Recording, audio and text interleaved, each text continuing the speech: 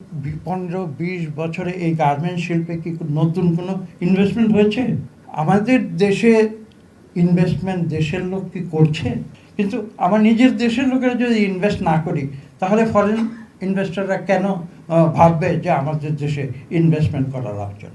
ইউরোপে আজকে যে ডেমোগ্রাফিক যে প্যাটার্ন, জনসংখ্যা কমছে। জাপানে কী হয়েছে? জনসংখ্যা কমছে, কিন্তু যে মানুষগুলো বেঁচে আছে, একটু আগে বলছিলাম যে বয়োজ্যেষ্ঠ মানুষগুলো তো বেঁচে আছে, তাদের সেবা করা থেকে শুরু করে অনেক কাজ, সেজন্য কিন্তু মানুষ প্রয়োজন। যে কারণে আমরা বিদেশে যে আমরা জনশক্তি রপ্তানি করছি, এই প্রশ্নগুলো কিন্তু একটার সঙ্গে আরেকটি ওতপ্রোতভাবে জড়িত। জনসংখ্যা মানুষ তার বিদেশে নিচ্ছে শুধু আমাদের লোককে এমপ্লয়মেন্ট দেওয়ার জন্য নয়, তাদের নিজের প্রয়োজনে তারা নিচ্ছে। আমেরিকায় হয়তো সেই সমস্যা হয়নি, আমেরিকার আজকে ইমিগ্রেশন পলিসি নিয়ে অনেক কিছু তোলপাড় হচ্ছে, সেটা আমরা বুঝি। কিন্তু তারপরেও যদি বলি, আমেরিকায় যারা, শব্দটি ব্যবহার করা ঠিক হবে কিনা জানি না, তারপরেও বলছি, যেটা বাস্তবতা না বলে পারছি না, যে ডার্টি জব করার জন্য বাইরে থেকে লোক এনে আমরা, আমাকে ক্ষমা করবেন, আমি বাস্তবতা এটা অস্বীকার করা যায় না। ডার্টি জব করার জন্য আমরা বাইরে থেকে লোক নিয়ে আমাদের কাজ করিয়ে নেব, তারপরে তাদের লাথি মেরে বের করে দেবো, এইটা তো কোনো মানবিক নীতি হতে পারে না। আমি এই কথা বললে হয়তো অনেকে আমাকে অপছন্দ বলবেন যে আমি অপ্রিয় কথা বলছি, কিন্তু এটাই সত্যি। ইউরোপে যে শিল্প বিপ্লবের পর থেকে যে পরিস্থিতি সৃষ্টি হয়েছিল, আজকে ইউরোপ সেই ইউরোপ নেই। আর এআইয়ের কথা তো একটু আগে আমি বলেছি, এআই যখন আসবে তখন তো সারা বিশ্বের এই যে এমপ্লয়মেন্ট প্যাটার্ন বলেন, মানুষের কাজের যে চরিত্র এবং চিত্র, সেটা আমূল পরিবর্তন হয়ে যাবে।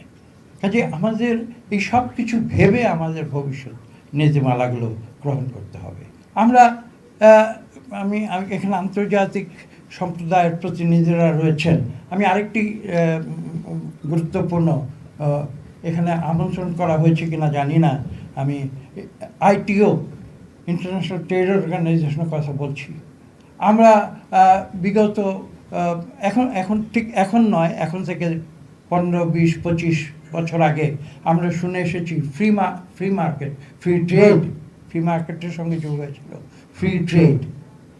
তো আজকে যেভাবে ট্যারিফ যেভাবে প্রয়োগ করছে ধনী দেশ, সেখানে কি সেই ফ্রি ট্রেডের যে প্রিন্সিপাল, সেগুলোকে আজকে আমরা সম্মান করছি, নাকি সেগুলো ছুঁড়ে ফেলে দিয়েছি? আজকে কিন্তু আইটিওর নাম শুনবেন না আপনারা, it's no longer in the discussion. আইটিও ইতিমধ্যেই অপ্রয়োজনীয় হয়ে গিয়েছে। তো এই যে পরিবর্তনগুলো আসছে, এই পরিবর্তনগুলো আজকে কিন্তু আমাদের বিবেচনা করতে হবে।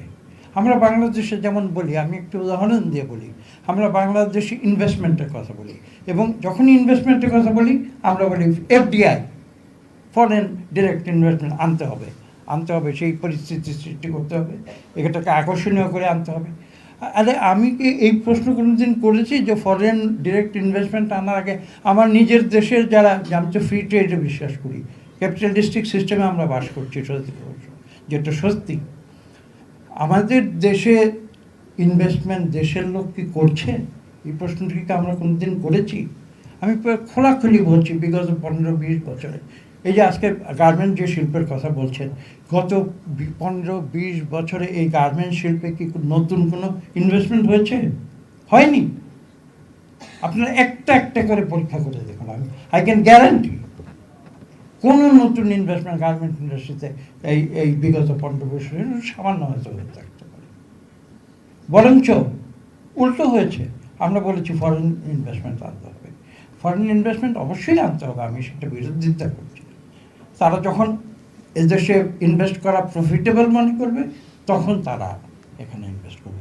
কিন্তু আমার নিজের দেশের লোকেরা যদি ইনভেস্ট না করি, তাহলে ফরেন ইনভেস্টররা কেন ভাববে যে আমাদের দেশে ইনভেস্টমেন্ট করা লাভজনক?